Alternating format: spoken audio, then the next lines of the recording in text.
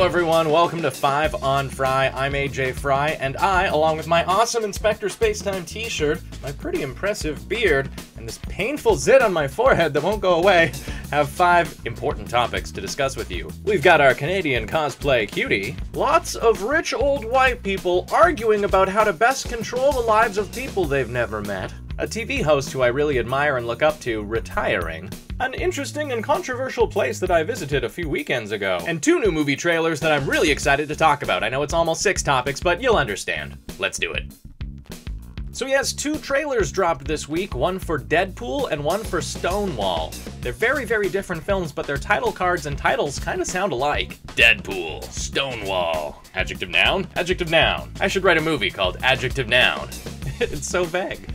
Anyway, in Deadpool, they're finally letting Ryan Reynolds play this character right. His mouth isn't sewn shut like it was in X-Men Origins Wolverine, the movie we all want to forget about. I actually edited a part out just now where I said, I can't believe someone in Hollywood would decide to sew the merc with the mouth's mouth shut.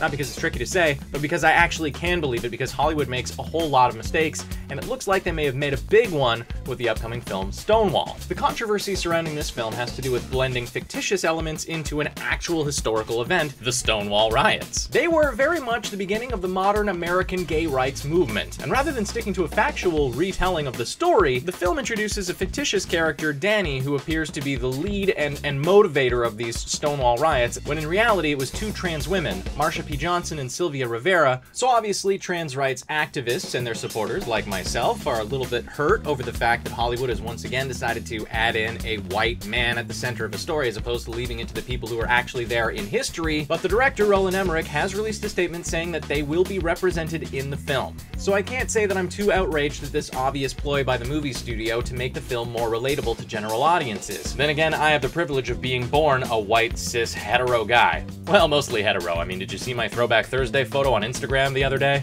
Oh la la. Anyway, ultimately I think the film will actually be a good thing for both gay and trans rights. Would the movie be better if it was more historically accurate? Probably. Would more people go and see it if it was? Maybe not. Sadly, that's the world we still live in.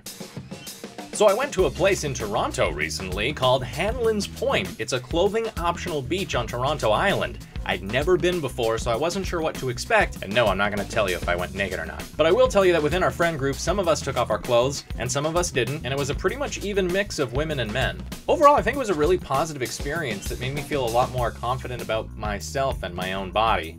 I mean, we're all taught to cover up and to feel ashamed of who we are, but in that environment, very quickly you just get used to everyone being naked and free and comfortable with themselves. I, for one, wasn't sitting around judging the people who were naked, who didn't look like the guys who are naked in cologne ads or the women who are naked on lingerie ads. In the world, there's a great diversity of beautiful body types, and yet our media chooses to only celebrate a select few. So when you go to a clothing optional beach, it quickly reminds you that underneath our clothes, we're really all the same. Back when I was probably too young to listen to them, my dad gave me a whole bunch of George Carlin stand-up comedy audio cassettes, and I would actually listen to them night after night as I fell asleep. George Carlin became one of my favorite comedians, and the reason for that is he was the best there ever was at pointing out bullshit. One of the few comedians who I feel has followed very closely in George Carlin's footsteps of pointing out bullshit is Jon Stewart. Now I know some people out there watching might think, well yeah, but he only pointed out the bullshit on one side of the political spectrum. But if you actually believe that, I think you weren't watching his show as much as I was. As you probably know, his final episode of The Daily Show aired on Thursday. It was fantastic. I'm really gonna miss him, but I do believe that he has left The Daily Show in the very capable hands of Trevor Noah. And if you haven't watched any of Trevor Noah's stand-up comedy, rest assured he's also very skilled in the art of detecting and pointing out bullshit. Speaking of such topics, there were 2 big political debates on television last night. Of course, the first one was the GOP primary debate hosted by Fox News down in the States. And I plan to say a bunch of stuff about it on this show, but we're already running long, and ultimately my thoughts are, man, am I glad to be Canadian.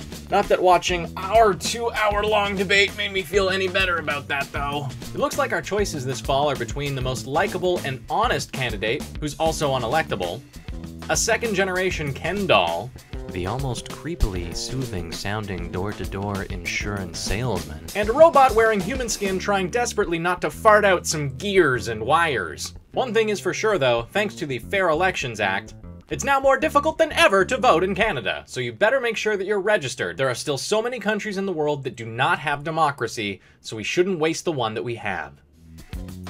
And last but certainly not least, our Canadian cosplay cutie, Sam Maggs. Now you're probably thinking to yourself, hey, I know her. She's one of the Cineplex pre-show co-hosts. Well, you're right. And she's also an author. You probably have heard by now, if you're watching this show, that she recently published a book entitled The Fangirl's Guide to the Galaxy. And it's doing very, very well. You should order yourself a copy. The link is in the description down below. And you should follow her on Twitter because, like me, she's not afraid to tell you what she really thinks about things. And a lot of the time, she expresses herself in very humorous ways. And she recently announced that she signed a deal to write a follow-up. So congratulations, Sam, and congratulations to you out there for watching 5 on Fry. Thanks, and we'll see you in the future.